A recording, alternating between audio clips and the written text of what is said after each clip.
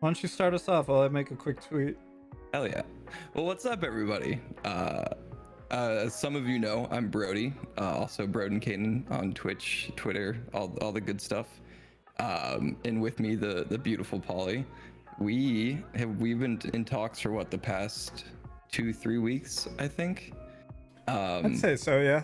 Yeah, kind of like planning this out in the background, but the quick sum up, we're doing a podcast, friends. We are gonna be starting a podcast called Did You Save, as you can see, and we're literally just gonna be talking games. We're gonna be talking gaming, video games in general, game dev, everything. We're gonna be covering all of it. We're trying to keep it pretty generic here.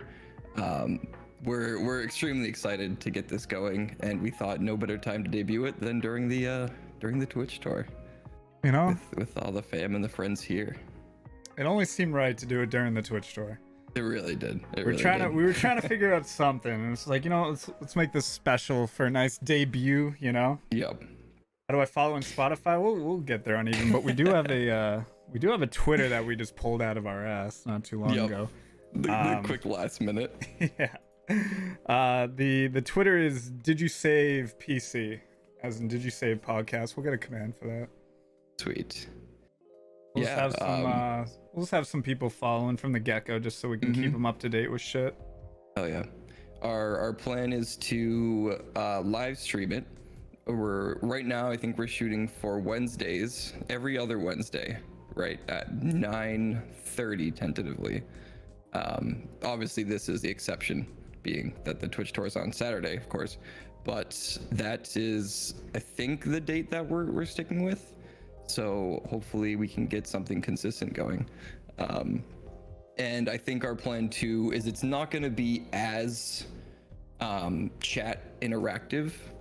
It's mostly just going to be us discussing, and then hopefully it'll spark, discussion from everyone in chat as well. And then we're going to be sprinkling in a bit of, I guess, like interactive means. So hopefully you guys will be able to contribute to what we talk about in certain ways, which we can touch on later, for sure. I don't know. I guess Twitter just doesn't want to post. Whatever. I think. I'm sorry, I was a little distracted, but I think you broke that down perfectly. The podcast. The podcast. Yeah, you'd be surprised at how many names are taken. It's wild. By far the hardest part of this whole process was naming. I don't know why I can't tweet right now. Is that a thing? Is it broken right now? I guess. I don't know. I don't care. We'll just get right into it. It's not important. Yeah. But yeah, literally, like, every name was taken.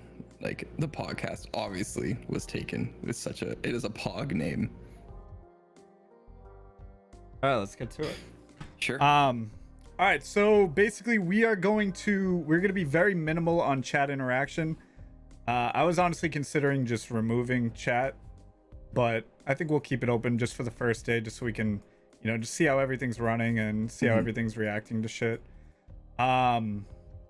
But yeah, I'm really looking forward to it. Basically, how this is gonna work is I'm kind of gonna act as like a host in a sense, where I can control the just conversations and the pacing and everything. And we just have different segments that we're gonna go to. I have a bunch of different questions to ask Brodey. We have our main topics, but overall it's just gonna be straight up video games, and I'm really looking forward to it. So so let's start off, Brodey. Let's start off with our intro. So video games aside, what's going on? How was your week? Stressful. Stressful. Yeah. I think a lot of you have already heard about it, but I'm prepping for a technical interview coming up this Monday. So I've been nose to the grindstone in programming challenges the past couple days, and brushing up on like the basics of computer science that I haven't read or done anything with in years. So it's been a lot of that. I've been missing the late night sessions with the fam, gaming and stuff. But no, it's I felt that. I know. I felt that, I'm playing till, like 2, 3 a.m. every day, and now it's till like 1. Dude, it's just like, what it's is this so blasphemy? mentally exhausting. It's so exhausting. But Hey, hopefully, I good don't on know how you, many though. rounds this is gonna go, but hopefully it'll wrap up soon. Good on you. Yeah, how have you been? Yeah, no, this was a lot on my work for a work week. It was a lot. Not like, I mean, obviously what I do is not a lot of like physical work. It's all like mental work. But between like setting up the charity stream for Take Which was This, awesome, by the way. which was great. I was not Fan came expecting out any of that. full force. And yeah, and then just stuff with like the Wormling Twitch tour, getting this podcast set up, just doing the little things that we had to do just to get this up and running. But it was all for the better, and everything was just, while you were doing it, it's like a little stressful, but then you see like the Right. outcome, and you're just like, You look so at the great. clock and 5 hours have passed by, and you're like, "Oh my god, what just happened?" Cool. Yeah, so it looks like a little stressful week, but it looks like we're doing things, to work on our futures and work on what we're working doing on it. now. Exactly. You love to it's see all it. about building up for what's to come, right? All right, so this is going to be about video games. Enough about you. Let's talk about what really matters. What are you playing right now? What are you currently Alright, playing? So there were a few games I could have picked from. Right. And most of them are more current games, but to start it off, I wanted to talk about Spellbreak. I know Yeah, you dude, love you kidding me? Spellbreak. If that's what you're playing, dude, talk about it. Hell yeah. So Spellbreak is a new, not new, but it was fully released, I think a few weeks back now, by a developer, and they also published it, called Proletariat, which is also a studio based in Boston, which is really cool. And Spellbreak is it's like an action battle royale style where you are wizards, but you're wizards that were cast away from the wizarding world, and you're trying to like escape a prison, basically. So what you do is you can play solo, doubles, or trios right now, and you spawn in with this base element type, and your goal is to be the last one to survive. And you obviously, it's a battle royale. It's the generic thing. You're running around, you're getting loot, you're upgrading your character as you go. But the really interesting thing that they did is that you can have 2 gauntlets at one time. So you're combining element types. So when I play, it's called a Stone Shaper, which is an earth type. So you have this like blast across the ground, and you can huck boulders at people. But say if I were to pick up a fire type gauntlet as my secondary, I would throw a boulder, shoot a fireball at it, and it creates like a meteor. So No. So I you're didn't know combining that. you change, like you mix elemental types. So you have like No. wind and lightning, poison and fire, earth and wind. Like they all do something. Everything interacts with each other. That's so much more appealing. It's so much fun, dude. And you have like abilities like flight, you can go invisible, you can teleport, all these really cool things. And yeah, it's very well done. They have some issues to work out, obviously, but it's been an alpha for a long time, alpha and beta. So I've gone through a lot of testing. And I've met a bunch of people from Proletariat at PAX East. They're really cool. They're very, very hype about the game. And yeah, I'm just having a lot of fun with it so far. Now, was this before? So you said you were talking to some of the devs? Was it? So I met them at it's like a maid and mass party at, before PAX, I think. And I also saw them at PAX, and I was talking with them. Now, is this before they were with Epic or after? So they're not actually with Epic. Like they actually developed it and published it like themselves, but they just signed like. So Epic technically isn't the publisher? No. At least from the research that I did, okay. I think they self-published it, but they just signed like the exclusivity thing to put it on Epic Games first. So they probably helped them, I'm sure. But as far as I know, they're self-published. But little fun fact about this game, I was actually like drawn to it because my capstone in college was a battle royale game where you were wizards and you combined abilities to power up. So it was like, oh my god, they actually made the game we were making. Obviously it's much more polished, but it's just a cool little tidbit. How do you have any beef? You think they stole it from you? Oh, I'm beefing hard, bro. I'm coming at them. The best lawyers in Boston. Cool. No, I'm happy. I'm happy you broke that down. I actually learned a little more about the game I didn't know. It's good. That's good really stuff. yeah. No, that's really cool. And what's your game? What are you been playing? So yeah, obviously you know me. I play like 500 games at a time. Absolutely. I'd say my main game I am playing right now, like my own little personal pie, is Earthbound. And man, is this game good. Everybody play Earthbound. Everyone play Earthbound. Everybody play Earthbound. I think it's kind of hard to find, but you can get it. I believe it's on the SNES Classic. I mean, obviously I'm not going to promote emulating, but yeah. Earthbound is so freaking good. Everything from everything from the dialogue. It's so. If anyone's ever played Undertale before, which Undertale was actually inspired by Earthbound, but it's that kind of vibe where it's like you got your turn-based battle system. It's not as active as Undertale is. You know, Undertale kind of has like a mini game based battle system, which is really cool. Yeah. But the characters are so wacky. The dialogue is so hilarious. The music is, I think S tier is an understatement. It's like S tier music. It's so great. I'm sure if no one's played the game before, I'm sure y'all have heard the music in like Super Smash Brothers or anything like that. But you just talk to any normal NPC and you just find yourself giggling, just because of how and especially for the time, this came out in, I want to say 94, and it's just like, everything is just, I think the perfect word to describe this game is wacky. It's just so wacky. It's so wacky. It's so different, unique, So and wacky. And wacky is the word for it. It's just like the things that people say is so like,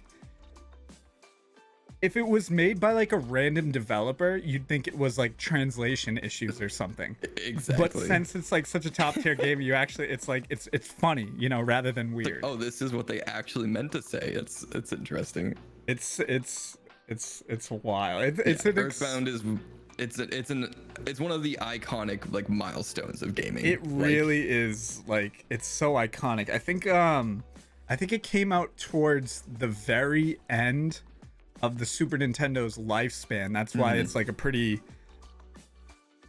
like pricey game if you want to get like a physical copy. Yeah, and it's rare. Like you're looking at least like $100. I think even easily. more. Yeah, just because there were so many little copies that came out towards the end of the lifespan, and yeah, it was just it's just such a good game, man. And I'm just like, it's so good. I'm just like laughing, like no, I shouldn't say laughing. I'm just smiling the whole way through. You're having such a good time. Like while even playing it. So obviously I'm more of like an action-based player. Like I love action battles. This doesn't necessarily have it, but just the NPCs that you run into just make every battle just like funny and just charming, and It's so good. it's so wild. So many games have been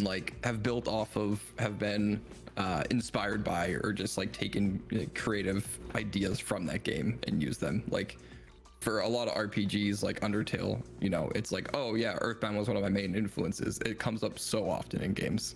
Yeah, it's amazing. Cool.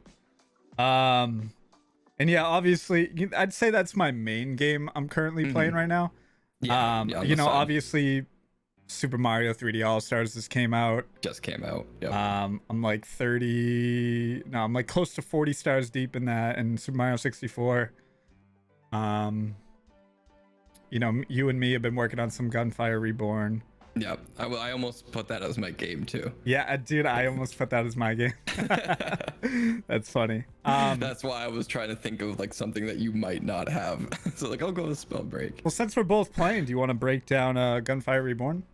Sure. We can break it down together. It's something that we're both playing right now. It's really fun. Yeah, absolutely. And thanks. So this is a game that I saw my friends playing back a little while ago when it first came out, and I was like, it's all right. Maybe something that I'll get into. And then Lucian brought it up again recently. And Gunfire Reborn is like a roguelite, low poly I don't want to say looter shooter, but it kind of is, where you play as either a cat, a dog, or a bird, and you're literally like, it's almost like a dungeon crawler where you're just going from zone to zone, defeating enemies, completing challenges to pick up better gear, and at the end of every zone there's a boss, and I think there's currently 3 bosses.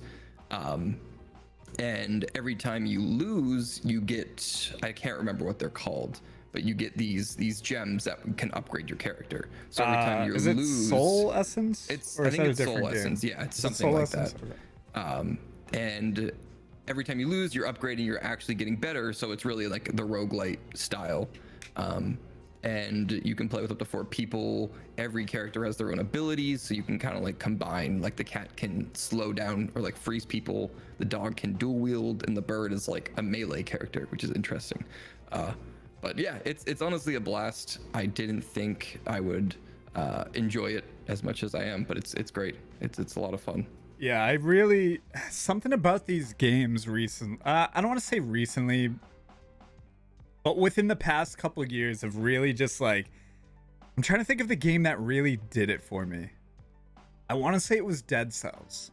Dead Cells. Mm-hmm. Where this style of game, I don't know how long, I'm sure people could date roguelikes back to, I don't know, the 90s, the 80s, whatever, with like whatever games, but with Rogue. but like, yeah, but like, it's, to be fair, it's become more of a recent, like, games have been taking the model more recently and using it and integrating it into other things like Metroidvanias, FPSs, things like that. And dude, there's just something about this style of gaming, this genre, I should say, that is just so good. Especially, it's like made for me, I feel like, Well, not I think the big selfish. thing, for you, like, you're constantly wanting to improve. And exactly. In this game, you literally improve by playing it and losing. Like, there should be, like, you losing is actually like, it's like you're winning when you're losing. It's the core. Because it's like, all right, I lost, but I get to upgrade and improve. Mm-hmm. It's just like you're supposed to lose. You're still losing. You need to lose to win. Exactly. And Gunfire does a really good job at making you want to keep playing. With it ramps up the difficulty so much from zone to zone and from boss to boss. Like that, the second boss, it's so hard, and we want to beat it so bad. And it's we like, have to work for it. And on top of that, dude, the mechanics, it just runs so smooth. It is very smooth game. Dude, the headshots are satisfying. The movements very satisfying. If you're a keyboard and mouse player, it has the little things like AD movement cancel. Yeah. So like you can like move left and right in between corners. Wiggle. And peek behind like environmental spots and stuff, which is, I don't know if lots of games do that. You know me, I'm new to keyboard and mouse. I don't know if that's just like a thing most shooters do, but I love. It depends. It really depends on the game. I love that mechanic, the AD cancel. I think that's huge. And I do know some games that don't do it. Since they went for the more like simplistic style, like the low poly, the abilities, I think they were like, we don't need like complicated movement. We'll let you flow in the air and move, Right. Yeah. Cool. Let's see. All right, so we got what we're working on. I like that we both had a game that we were both working on that we can talk about. Yep. So that's what we're working on. People have been seeing us talk about that. What's the game you think that not so many people have heard about, but you want to let everyone know about? I think we would call this a sleeper game. Our sleeper game. Okay. What's your sleeper game? So, this is actually one of the first single player games I beat when I started streaming. Okay. And I randomly found out about it. I think I know what it is. I think you know. I randomly found out about it from a friend who I believe he said he had worked on some like low poly art for, or pixel art for, sorry. And I was like, oh, this looks interesting. And this is when I first started streaming. So like, you know what? If I'm going to play this, I might as well just play it on stream. It looks fun. It looks kind of crazy. And it's a little game called Ida. It's ITTA.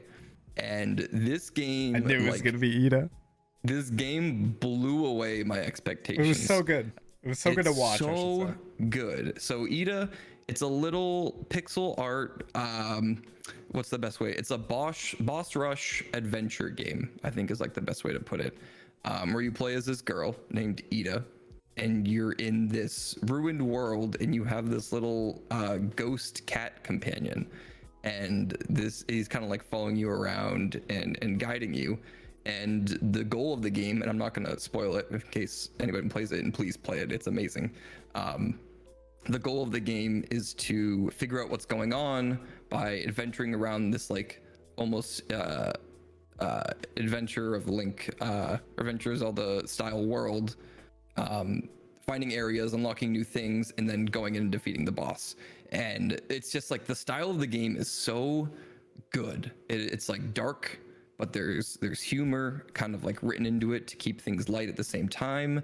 Each boss fight is like amazing. Like each boss was so different in its own way, and the way that they programmed the bosses to like interact with you it was just like mind-blowing. Like there's one boss that's just this little like shadow dude, and he'll like fly up into the air, but since it's like a top-down 2D, it kind of looks like he's like flipping up at you, so you could have the chance to go under him. And it's so good. The music is amazing, the writing is amazing.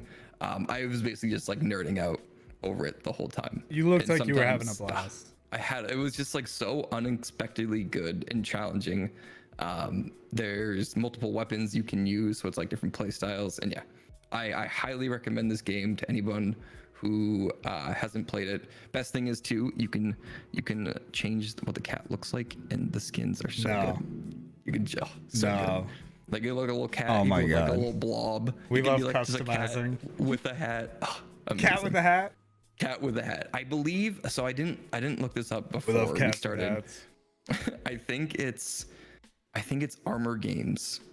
Armor Games or something like that. I really want to give credit to who it is. It's Glass Revolver. Sorry. Glass Revolver is the developer. I believe it's just one person.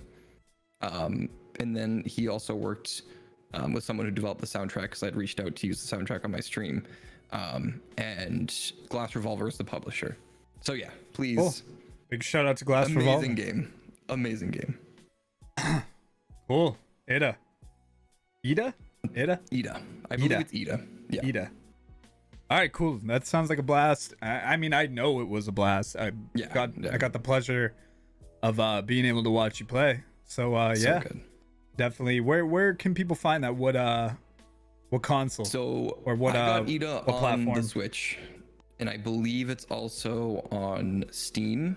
And I'm not sure about consoles, but I can tell you it is on Switch and PC. Okay, so no consoles other than Switch. But yeah, you can get it right on Steam too, I believe.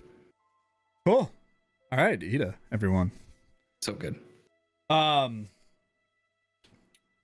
My sleeper game. It's a little game called Yoku's Island Express. Man, is this game good. I don't think I've heard of it. So Yoku's Island Express, you can find it on the Switch, PC. I don't know if it's on Steam or not. PS4, Xbox One, and I mean, I think that's like all the consoles. Yoku's Island Express, man, is this game adorable. So you're like this, so let me give you the genre first. It is a Metroidvania platforming pinball adventure. Oh my God. Say no more. Are you sold yet? I'm sold. So your movement, your platforming is done through playing pinball. So you know how like so picture like Metroid, right? How you'd go from box to like area to area, how it's just like you go from here to here to here. Like every new area has like, you know, like little enemies and whatever in it. So in this game, when you go from area to area, it becomes a new little pinball segment. So like what you have to do is you have to collect things in this area, and there'll be enemies in it. So you have to literally play pinball, like use left and right to launch your character. Your character, who is this little beetle attached to the pinball. It's wild. There's a That lot sounds to it. crazy, and I love it. Yeah, there's I not love really it. too much story to it. Like you're on this island. Picture like an Ori style map, but like Okay. a little more islandy rather than So like it's like 3D but 2D at the same yeah. time. Like yeah. So picture like that kind of style. Like you can kind of compare it to like a like an Ori map kind of. Okay. And the too long don't read on the story is you're literally just this little beetle who has to deliver. He's like a postmaster or like a like a mailman, you know. And he's on this island and he has to like deliver this mail. This story's not important. It's more about the adventure. Yeah. But yeah, so it's literally like a Metroidvania where you go from area to area. Instead of jumping and stuff, you are playing pinball. So if you got an enemy you have to attack, you have to launch your dude at the enemy. If you got like something you have to collect, you have to like navigate, get into these tight little spots, hit buttons like in the upper left, and it's really cool. It's one of those games that's really, it's so hard to describe, but it's so easy to like understand once you start playing it, I mean, I can already picture it now. That sounds so much fun. Like I'm just thinking of like hitting Ori around with two like pinball flappers. Yeah, it's just like every area you get to, there's just little paddles. They'll be in like special spots, and yeah, that's how you navigate your character. That sounds like a blast. And dude, you can probably beat the game in like 10 hours. Yeah, And something easy. You could probably get it on sale for like less than $10. I 100% recommend it. It's so charming. The soundtrack is so good. The characters are so cute. There's very few NPCs, but each one you talk to is just like they make their own impression, Yeah. You remember them while playing the game, but you don't remember them when you're done with the game. Yeah, and I think that's that's the most important, is as long as they're keeping you like encapsulated while you're playing. But man, I just feel like I'm doing a terrible job describing this game because it's I'm definitely gonna be looking it up after. because it's so unique, You're just like, how That's do I awesome. describe a platforming pinball adventure Metroidvania Right. without like actually, like showing video of it? It's But, one of those games where just like literally like how do I word this genre, because it's like unlike anything else. It's That's what wild. it sounds Someone, like. it's just play the game. You can beat it in a weekend. You will not be disappointed. You won't be disappointed. I'm sold. And That sounds just like a fun chill game It to is play. the absolute perfect game for the Switch. It's so perfect for handheld mode. I feel like that would feel good, like hitting the bumpers just like as a pinball game. It's so much fun. And like I said, you're just gonna find yourself grinning the whole way through. I love it. I'm definitely gonna check it out. So cool. That was our kind of quote unquote sleeper game topic. What we want to do every week is have sort of like a main topic. Maybe it could be like the title of the episode per se. But it's kind of going to be the meat question that kind of takes up the majority of the podcast. And everything else is going to be constant bits, or constant segments, I should say. Yep. In the future too, it might be a little longer, just because we're obviously on like the hour time constraint for the tour. Oh, yeah, what are we at? 6:32. Okay, I think we'll be good. So we're doing good. Yeah. So we wanted to keep our main topic pretty simple and pretty defined. There are a lot of main topics we thought of that could literally branch off into like hour-long conversations. Brodey and I wanted to keep it fairly simple this week, and I think it's good for the first episode too because it gives a little background on our hosts. And so our main topic this week is, why are we gamers? Like what It's a tough what made question. you a gamer? What do you like about gaming? Why are we here having a gaming podcast, Brodey? What's up? What a path. So I actually thought a lot about this, and it is a very complicated question that I was like, how do I sum this up like as best as I can? And what I actually did is I was like thinking of all the different reasons and like trying to compile them, and then I broke them down into like 3 words. So I have like 3 words that will sum up why I'm a gamer, and I think the words are the community, the experience, and the escape. So I want to cover one, and then you can go back and forth and everything. But Why don't you just do all yours? I can go. Yeah. I will start with the community. I just don't want to like cut you off at any time. Yeah, that's fine. It's a good meaty topic, so I just want you to keep your flow, you know? Sure, makes sense. So yeah, the community. Everybody knows the video game community, the video game industry is one of the most like close-knit communities out there. Obviously, there are sub-communities, there are communities that aren't so great, you know, some communities become toxic, but a lot of us game, and especially play multiplayer games to be part of a community. The big ones obviously being like you play an MMO. You're not playing an MMO to play a single player game. You're playing an MMO to become part of something bigger, you know? You're this little level 1 druid running around a world full of, you know, people who have mastered the game and are willing to teach you and help you out and make you become stronger and get you into a guild or do it like whatever, you know.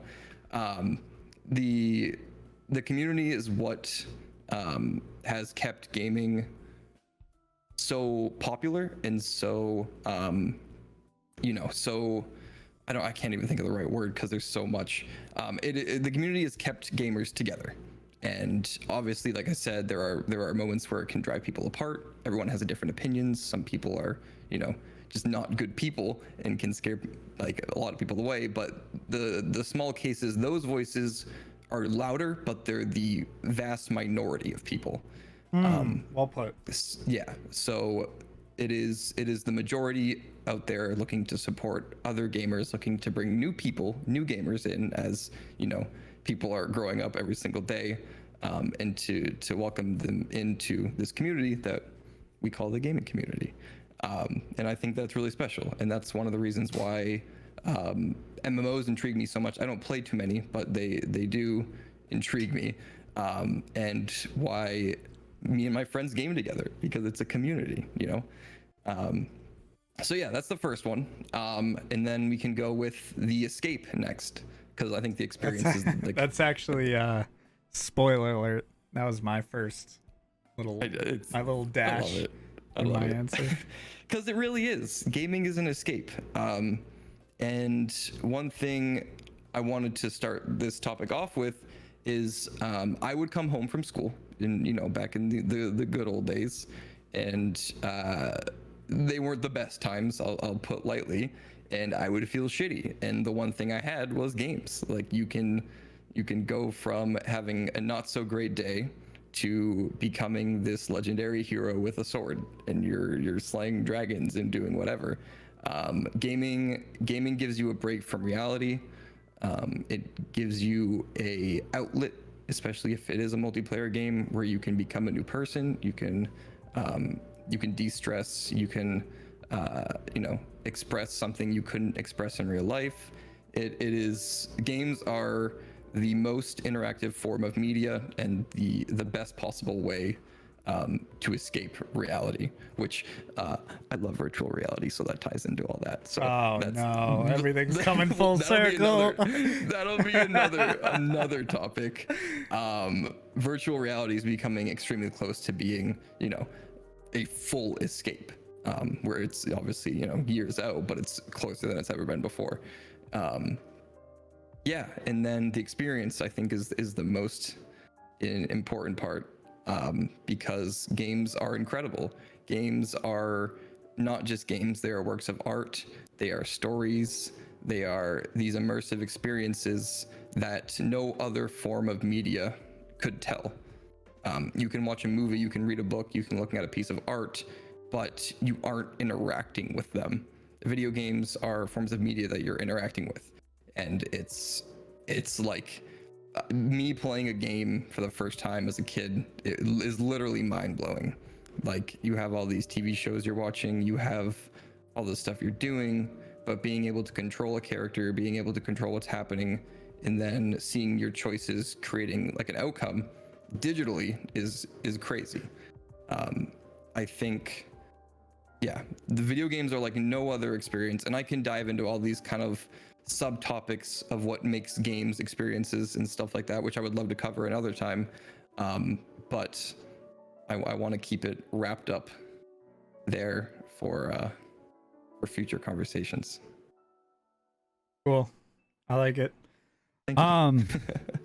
Yeah, I mean, my responses aren't too far off.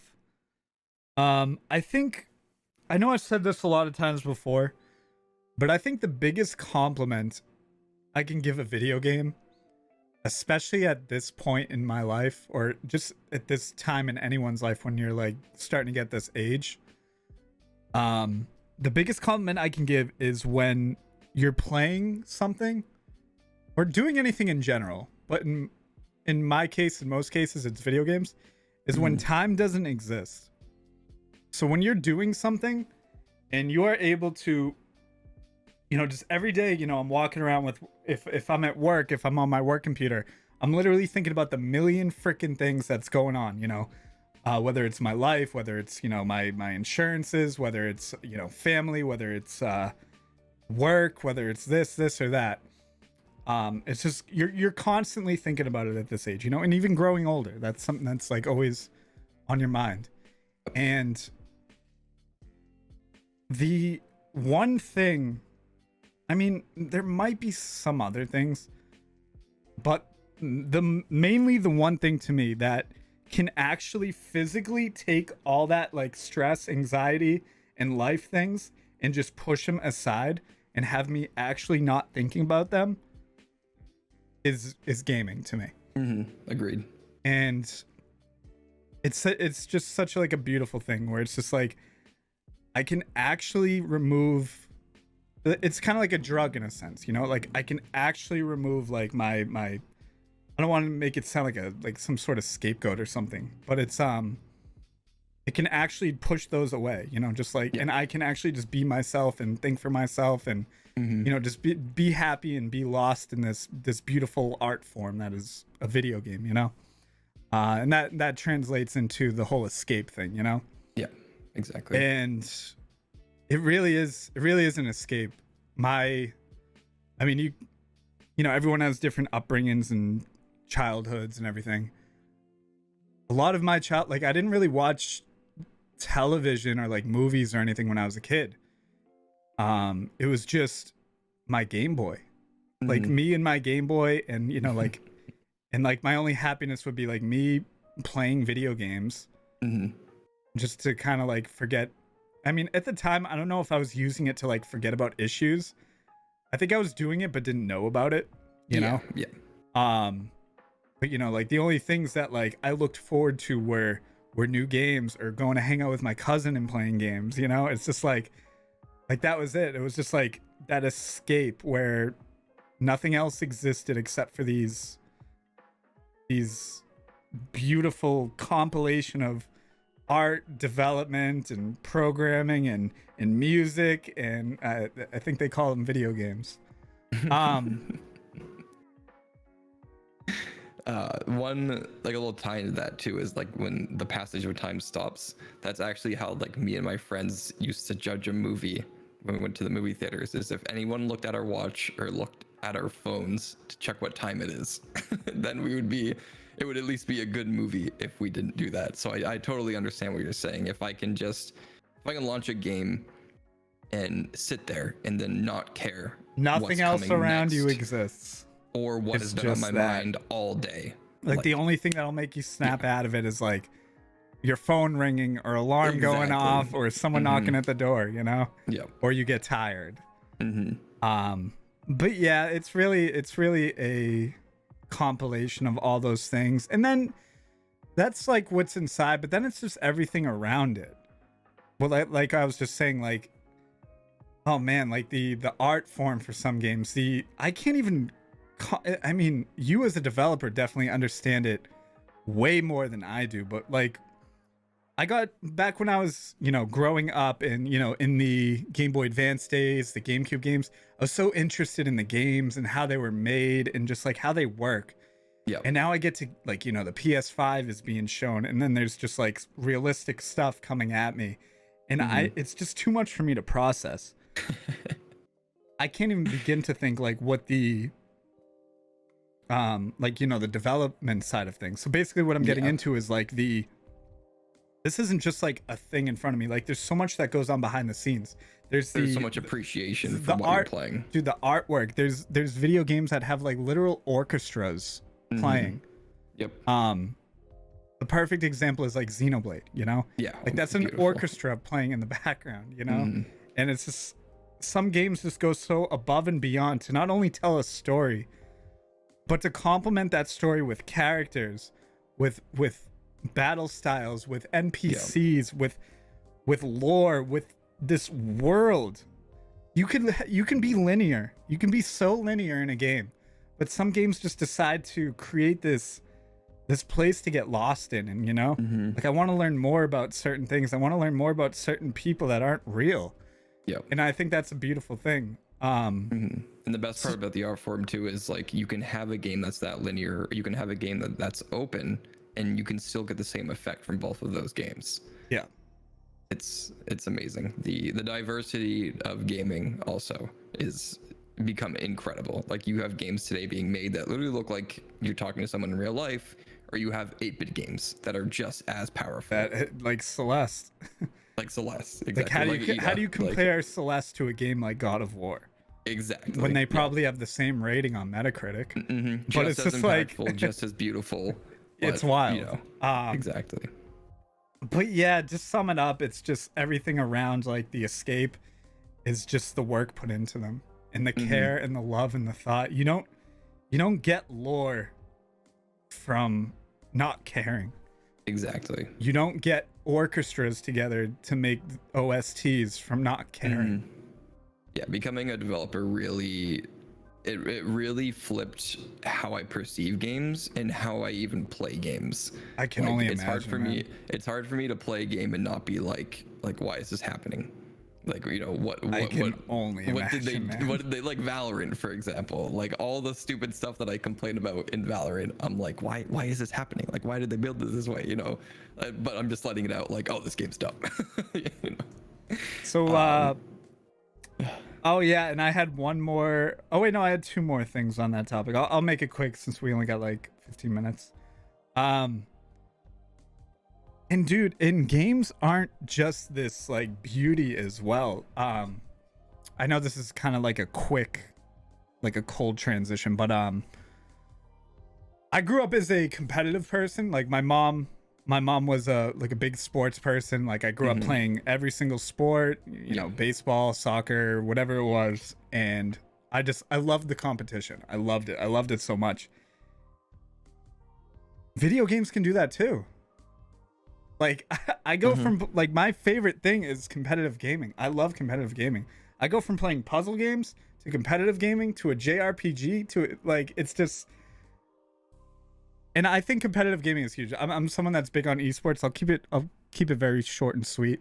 But the fact that I'm able to bring that competitive aspect out of me through a gaming medium is also a great thing to me. I love that so much. I just love being able to compete and improve. Not only go on these adventures with video games, but also be able to do another side of me, which is competing and getting better and just enjoying like certain, you know, like I'm playing Dark Souls right now. And like, I know that's not a competitive game, but like, man, just like growing and learning with that game is such like a wild thing. Yeah, and I'm really excited to see you playing that game like towards the end because I feel like you're gonna be cracked. You're gonna be very good at it. It's so much fun to learn. Yeah, and one other thing, one thing that you really tied in on earlier, I think you could break it down better than I could, is just the friendships and the people around it. You know, like there are friends in the, I mean, you and me, you know. Exactly. We don't meet each other or we don't hang out every night unless it's because of gaming, you know? Exactly. And now we have this podcast, and now we're really close friends, and you know, then we got all the people in our community that we literally hang out and game with every night. Because of gaming. Scabrous, Desert, Uneven, you know, like the whole fam. And it's just like none of this happens without gaming, and it's a beautiful thing. It's the community. It's the wild community that gaming has brought together and has been able to maintain.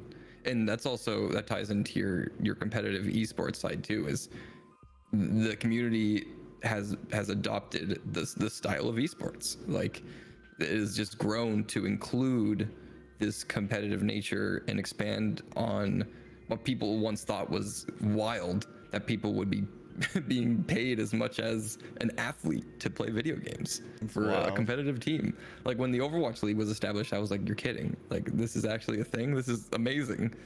I'm not like, I used to play a lot of Overwatch, but the fact that there's like the Boston Uprising is just still insane to me, that it's just a competitive Overwatch team like that. And it's not even like Liquid, Exactly. Dignitas, NRG. Like, it's just Boston, you know?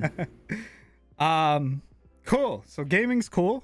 We can agree. Gaming's awesome, everyone. Gaming's cool. All right, let's make a podcast. So a little next segment we're doing kind of to ease off from the heavy topic that we just came from. We're gonna call this the random funny question segment. And just to kind of, you know, take a deep breath, cool down from our main topic. Each week, Brodey and I are gonna alternate asking a random funny question. Brodey doesn't know my question. I obviously know it. Next podcast we do, Brodey's gonna ask me one, and I'm not gonna know what it is. So it's gonna be a little cool down. I'm definitely not scared. I promise. All right, you ready? Random funny question. No. If you were arrested with no explanation, what would your friends and family assume you had done? Oh my god. What a first question. Oh man. What would they have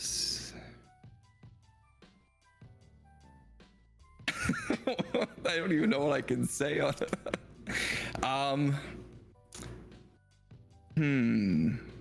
It definitely wouldn't be anything bad, I don't think, because I've never had any encounter with the law. So oh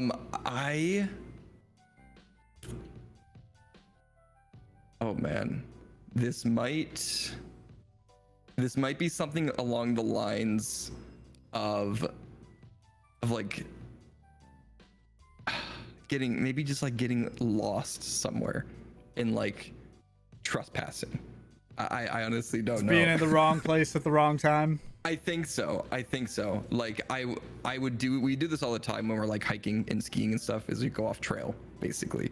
So I think like finding myself like going down a ski trail and then like ending up in like a military base, you know, something stupid like wrong that. Place at the wrong time. Like I found myself in like Area 52 with a backpack full of Bud Light seltzers, of course. # not sponsored. Naturally. Right. Oh, that's a good question. That really made me think.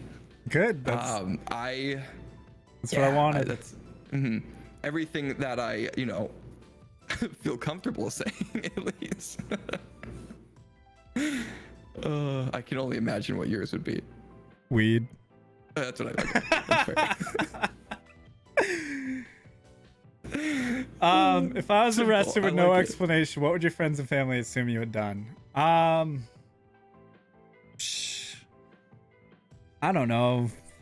I'm kind of in the same boat where it's just like, I have been arrested before. I have been arrested for having an eighth of marijuana in New Hampshire. Oh shit. And I was 20 years old at the time, and apparently it was really. I actually wasn't arrested. I was detained. Yeah, New Hampshire is still strict on it a little bit. It's like the last state in this area that's still strict on it. Ridiculous. It's ridiculous. What would your friends and family assume you had done? I don't know, man. Probably probably just arrested for having weed on me. Just weed. I'll take it. I don't do bad things. When I was a kid, I used to climb schools and stuff like that. Yeah, but just like stupid I never shit. did anything Exactly. malicious, you know? Yeah, exactly. I just picture my phone call being like my mom, like, okay, where'd you end up? Like, where are you? Like, what'd you do? Cool. So our next segment, let me break this one down for everyone. Cool. So we should be finishing on. Our next segment is going to be a randomly generated game. So let me summarize this real quick for everyone. Every podcast, Brodey and I pick 3 consoles that we have easy access to and can get basically any game for, and that we really enjoy. We don't have a game this week because we were going to pick the first one on stream today for each other. But this is how it's going to go down. We're going to randomly pick a game each, where each could have a different game. It's going to be either from the GameCube, the Game Boy Advance, or the Super Nintendo. It's going to be randomly generated through using a random letter picker, whatever. And Brodey and I are going to play the game for between 30 minutes, an hour, just to get a good feel for the game. Probably not fully. Yeah, and we're going to review it or just kind of talk about it every podcast. So, what did we want to start with? The Super Nintendo, the Game Boy, or the GameCube? By generation, right? Okay, so we'll start with the Super Nintendo. Yeah. Okay, Brodey. Let's get you your game. I'm excited and scared at the same time. Okay, so I'm gonna go to the random letter generator.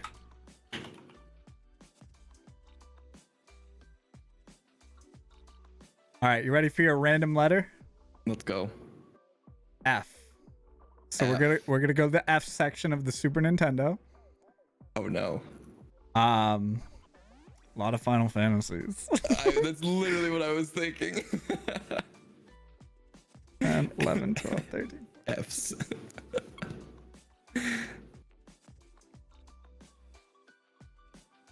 30, 31, 32, 33, 34, 35, 36, 37, 38. So 39 F games on the Super Nintendo.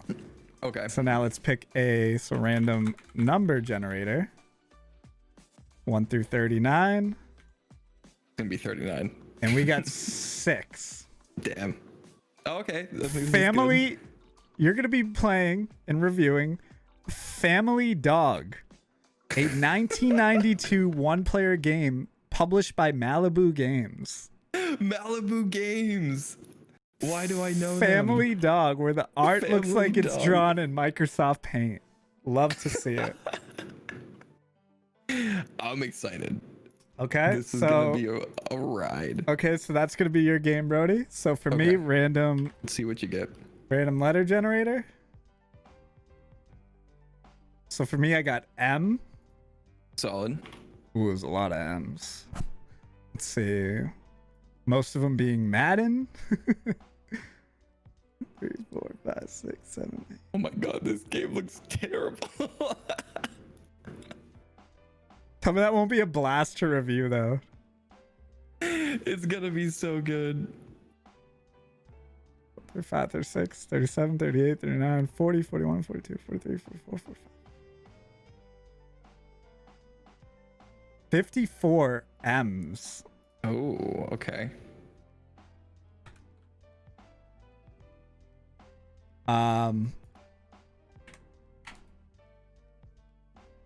40. God damn, making me count.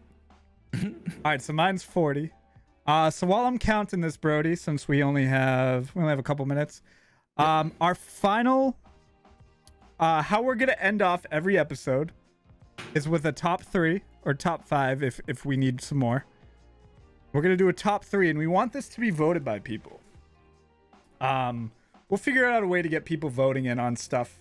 For now, if you guys want to follow our Twitter, it's Did You Save PC, at Did You Save PC on Twitter. Follow us, and that's probably where we're gonna start posting some ish. So Brodey, We got 3 minutes too, just a heads up. Yep. So Brodey, our Scabbers can wait a minute.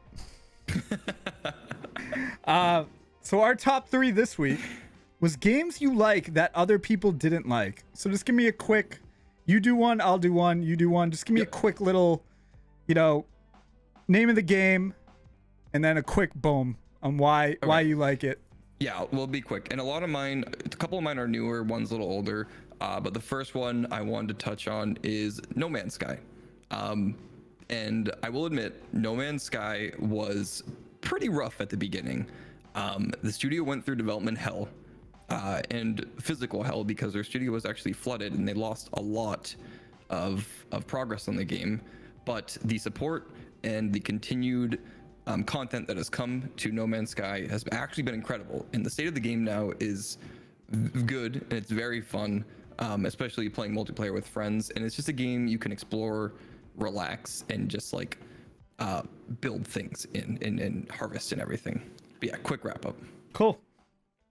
Mine, Paper Mario Sticker Star. Knew it. So this is one that everyone hated because it wasn't. So Paper Mario was already kind of starting to go downhill because of quote unquote downhill because Super Paper Mario changed up the whole dynamic. Everyone loved Thousand Year Door. Things are starting to change. Nobody likes change. Sticker Star sucked, but I liked it. What they did is rather than just having your typical turn-based attacks, it was replaced with stickers that were environmental things that you pulled off. So like a tree will have a sticker of like a hammer, and I'll grab that hammer. Now I can use that hammer in battle. So it like made your battles a little different. Nobody liked it because hashtag change. I liked it for a few reasons. It kept the Paper Mario charm, which is one of the biggest things that makes Paper Mario so successful. Yep. It kept the charm, the funny dialogue. It was portable, which was great, or handheld, and music was great. And I think everything around the game was still really good, just minus the battle system. It was kind of iffy, but that wasn't enough for me to want to plaster it and hate it, publicly. What do you got next? Real quick, this one might not be the best, but Star Wars Battlefront 2, terrible microtransaction system. EA slaughtered it with in-game purchases, but it was a beautiful game. The gameplay was actually a lot of fun, and it's another game that they improved on in-game wise. So like the microtransactions and the in-game purchases have been cleaned up a little bit, but it is still like just gameplay and looks wise, it's extremely polished. It's extremely fun, and it was a great successor to the old Star Wars Battlefront 2. For me, I got Star Fox Adventures. A lot of people didn't like it, dude, just because same thing for Paper Mario. I mean, it just all came down to change. It wasn't your typical Star Fox, you weren't necessarily like driving around in the R-Wing, la. I thought this game was great. It was a fun. I'm big into RPGs, This had a lot more platforming, a lot of puzzles and stuff like that. And I just loved it. A lot of people didn't like it because it wasn't what they were expecting. I liked it a lot. Good one. So my last one, this one's for a little bit of a different reason, is Spore, the old PC game, if anyone remembers that, or if you remember that, where you start as a cell and you build a creature and you make your way all the way up to like space exploration. I love Spore. I know a lot of people do love Spore, but the reason why a lot of people hated it was because there was this big controversy around their I can't think, it's a DRM, I can't remember what it stands for, but it's basically the authentication you provide once you install a game. EA and Maxis, I believe, was extremely strict, and they caused a lot of lawsuits, and it caused a lot of people to hate the game. But overall, the game, well, it was so much fun, and I would love to see a remake or a sequel to that sometime in the future. Interesting. Last one, I got Fortnite. I almost said Fortnite. Dude, Fortnite is I think a lot of people, I'll keep it short and sweet. I think a lot of people hate it because they tried it and they weren't good at it, or they hate it because it's popular, which is a little ironic or contradicting, I should say. But Fortnite, I think Fortnite is one of the most technical strategy shooters I've ever played in my life. It changed competitive gaming. The whole rise of Ninja and all that stuff in Fortnite changed esports. It changed Twitch, and it was all for the better. I think Fortnite is one of the most technical, highest ceiling games I've ever played, and I love when I was playing it competitively before Valorant, I just loved improving on it. Yep. Yeah, we've had tons of conversations about that. I love it. I love the passion you have behind it. All right, so we're running a minute late, so we'll break it down. So, oh, by the way, my game was Mighty Max for Super Nintendo. Oh yeah, we never even said it. Yeah, so my game was Mighty Max on Super Nintendo. Right. I'm looking forward to it. So yeah, so basically to sum this up, guys, if you want to follow us on the Twitter. That's where we're just gonna kind of keep everyone together so we can figure shit out. Brodey, is there anything we should plug or anything before we head over to Skebris? I think there are some topics we didn't discuss. So like we said, there'll be more in the future episodes, since we are on a time constraint. I don't know what we decided on. I think we want to try for Wednesdays at 9:30. Wednesdays 9:30. Every other Wednesdays though, right now. Every other Wednesday. Yeah, so it wouldn't be this Wednesday, but it would be the Wednesday after. Next weekend, exactly. Yeah. And then, yeah, I don't know if we decided on what channel this is mainly gonna live on yet, Twitch-wise. We'll figure it all out. Which we'll figure out. Yeah. Anyway, we want it out here. We want to be doing this. So yeah, and we're gonna be putting some stuff out so you can submit ideas for the top 3 and other things. Yep. So again, just look out for Twitters, look out for the Did You Save Twitter, and also our personal Twitters. I'm sure we'll be tweeting stuff about it. And yeah, I think that wraps everything up. All right, cool. Wormlings, thank you so much. Brodey, thank you so much. Thank you much, everybody. This was up next is Skebris. Is Skebris live? Skebris is live. Skebris is live? All right, I'm sorry that I was running a little late. If it was anyone but Skebris, I probably would have cut it short. Yep. Thank you so much, guys. Y'all are amazing. Happy Wormling Twitch Tour Day. Thank you to Lucigen and everyone, Brodey, that put this all together. Oh no. Follow the Twitter so we can follow Twitter. That's where we're just gonna keep everyone together and figure shit out. Oh yeah. All right, guys. Thank you so much. Thank you, Brodey. Thank you, Paulie. Love you all, guys.